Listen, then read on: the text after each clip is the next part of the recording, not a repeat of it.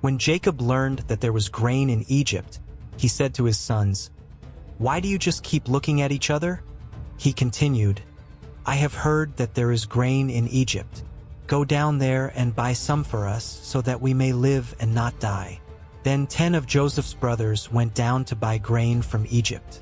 But Jacob did not send Benjamin, Joseph's brother, with the others, because he was afraid that harm might come to him.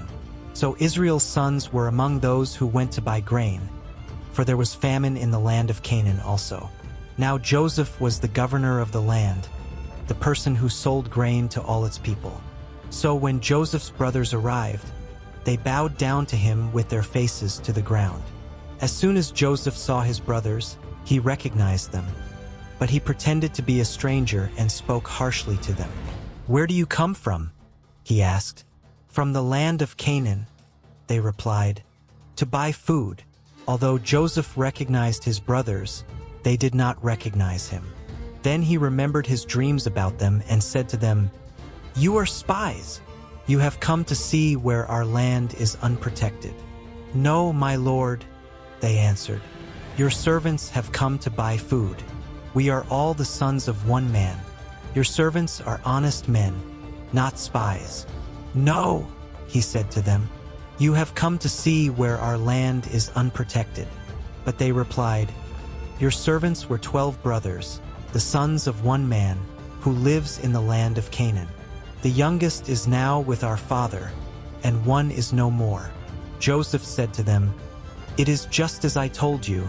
You are spies, and this is how you will be tested.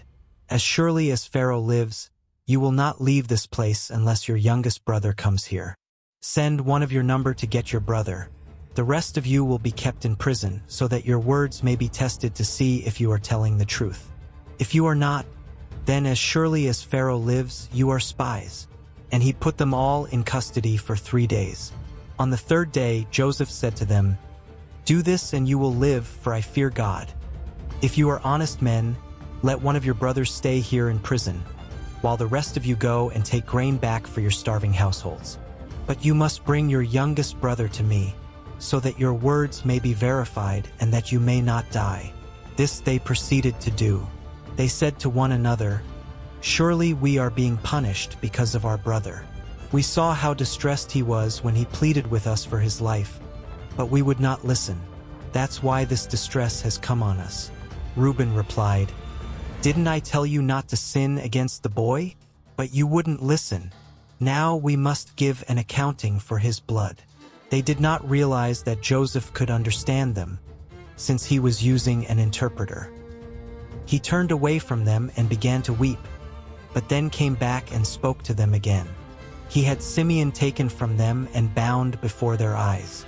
Joseph gave orders to fill their bags with grain, to put each man's silver back in his sack, and to give them provisions for their journey. After this was done for them, they loaded their grain on their donkeys and left. At the place where they stopped for the night, one of them opened his sack to get feed for his donkey, and he saw his silver in the mouth of his sack. "My silver has been returned," he said to his brothers. "Here it is in my sack." Their hearts sank and they turned to each other trembling and said, "What is this that God has done to us?" When they came to their father Jacob in the land of Canaan, they told him all that had happened to them. They said, "The man who is lord over the land spoke harshly to us and treated us as though we were spying on the land. But we said to him, 'We are honest men. We are not spies.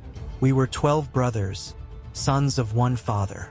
One is no more, and the youngest is now with our father in Canaan.' Then the man who is lord over the land said to us, 'This is how I will know whether you are honest men. Leave one of your brothers here with me, and take food for your starving households and go. But bring your youngest brother to me, so I will know that you are not spies but honest men. Then I will give your brother back to you, and you can trade in the land.'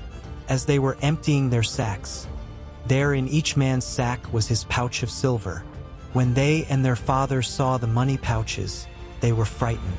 Their father Jacob said to them, 'You have deprived me of my children. Joseph is no more and Simeon is no more, and now you want to take Benjamin. Everything is against me.'